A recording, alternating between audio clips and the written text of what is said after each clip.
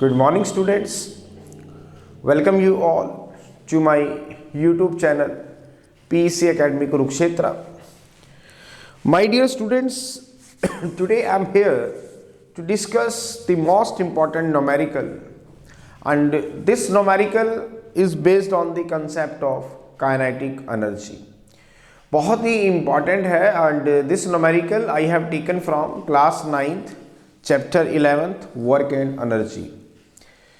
Importance इस numericals की इतनी है कि एग्जामिनर जो है इसको आपके फाइनल एग्जाम में दिए बिना रह ही नहीं सकता. It will be of 3 marks if it is coming in your final exam. तो बच्चों को एक बहुत बड़ा फोबिया रहता है कि उन्हें नोमेरिकल समझ में नहीं आते और वो कैसे इसे अटेम्प्ट करें. तो my YouTube channel PEC academy Kurukshetra assure to you कि अगर आप मेरे चैनल के साथ जुड़ते हैं, सब्सक्राइब करते हैं उन्हें सब्सक्रिप्शंस के साथ, और अगर आप मेरी वीडियोस को लास्ट तक देखते हैं, तो my YouTube channel PEC academy Kurukshetra आपको एक एश्योरिटी देता है कि आपका ये जो फोबिया है कि न्यूमेरिकल्स हमें समझ में नहीं आते और हम न्यूमेरिकल्स को अच्छे से नहीं कर पाते, ये मैं आपका कुछ ही दिनों में रिमूव कर दूंगा. तो आप इस तरह के न्यूमेरिकल्स को बड़ी आसानी से पेपर में अटेम्प्ट कर पाएंगे. तो स्टार्ट करते हैं इस न्यूमेरिकल को. The numerical is based on the concept of kinetic energy. तो काइनेटिक एनर्जी क्या है, इसका वीडियो मैं पिछली वीडियोस उसमें मैं डिस्कस कर चुका हूँ आपके साथ वीडियो में, और वो वीडियो मैंने आपको शेयर भी कर दिया था, जिसका फॉर्मूला हमने ड्राइव किया था काइनेटिक एनर्जी का 12mv². कुछ इसी के ऊपर ही ये बेस्ड है आज का हमारा ये न्यूमेरिकल. तो चलिए स्टार्ट करते हैं, स्टेटमेंट रीड करते हैं. How is the kinetic energy of a moving car affected if its mass is tripled. दोबारा रिपीट कर रहा हूं मैं स्टेटमेंट को. How is the kinetic energy of a moving car affected if its mass is tripled. वो कह रहा है कि एक कार है, suppose this is the car, और उसका मास है मान लेते हैं m. अब मैं यहाँ पे आपके सामने एक कार बना रहा हूं, suppose this is the car.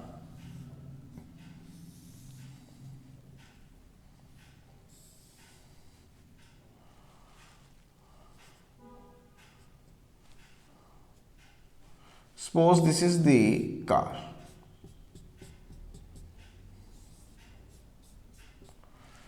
This is the moving car. No, this is the moving car. इस कार का मास है मान लेते हैं m, और ये कितनी वेलोसिटी से चल रही है, मान लेते हैं v वेलोसिटी से चल रही है.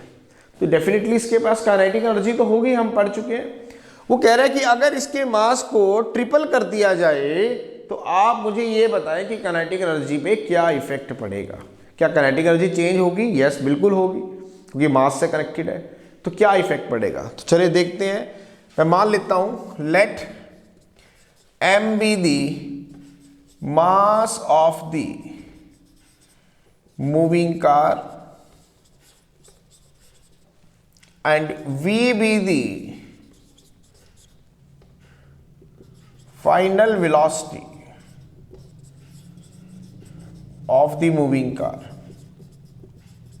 मैंने मान लिया कि m जो है इस कार का मास है और v वेलोसिटी से ये कार जो है चल रही है. तो इसकी जो काइनेटिक एनर्जी होगी वो होगी 12mv². ये हम पढ़ चुके हैं, this is equation number 1.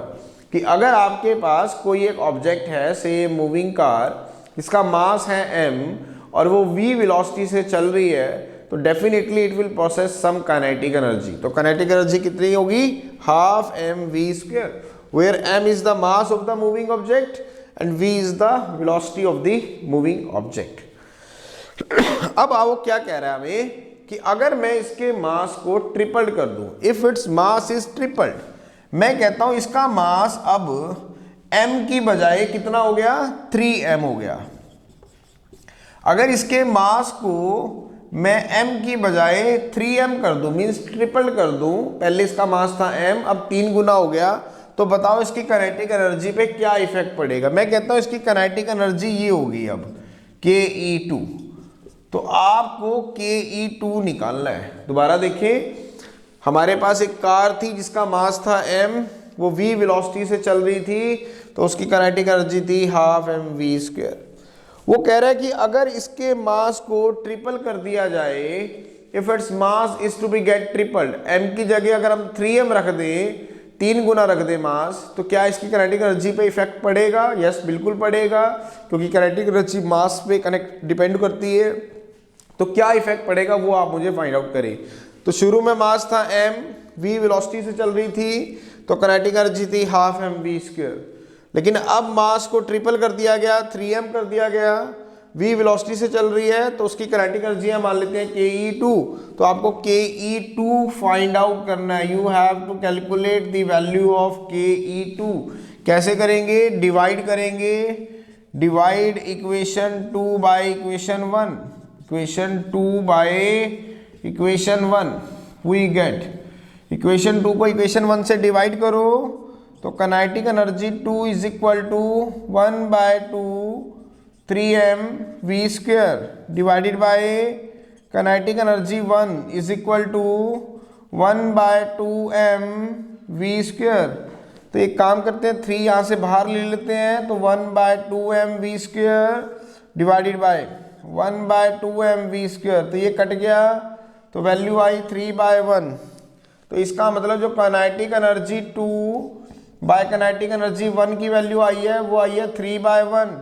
It means kinetic energy 2 is 3 times of the kinetic energy 1। तो आप बताएं कि उसकी काइनेटिक एनर्जी पे क्या इफेक्ट पड़ा? उसकी काइनेटिक एनर्जी पहले वाले की काइनेटिक एनर्जी का 3 गुना हो गई। मीन्स अगर आप उसकी कार के मास को 3 गुना कर देंगे, तो what will be the effect on it's kinetic energy? Kinetic energy जो है पहले वाली काइनेटिक एनर्जी का 3 गुना हो जाएगी। So this is the numerical, बहुत ही इंपॉर्टेंट था, पेपर में पूछ लिया जाता है, इसीलिए आज इसका वीडियो मैंने बनाया है और जल्दी ही आप तक शेयर भी कर दिया जाएगा। So at last my dear student, at last my dear students, again I am saying, if you like my videos, like my work, like my channel, then please don't be forget to subscribe my channel. My channel is PEC Academy Kurukshetra. तो अंत में मेरे प्यारे विद्यार्थियों, अगर आपको मेरा काम पसंद आ रहा हो, मेरे वीडियोस, मेरे चैनल और मेरे एफर्ट्स अगर आपकी प्रॉब्लम को सॉर्ट आउट करने में आपकी हेल्प कर रहे हो, तो प्लीज़ मेरे चैनल को सब्सक्राइब जरूर करें। My channel is PEC Academy Kurukshetra. धन्यवाद। जय श्री कृष्णा, जय गुरु जी।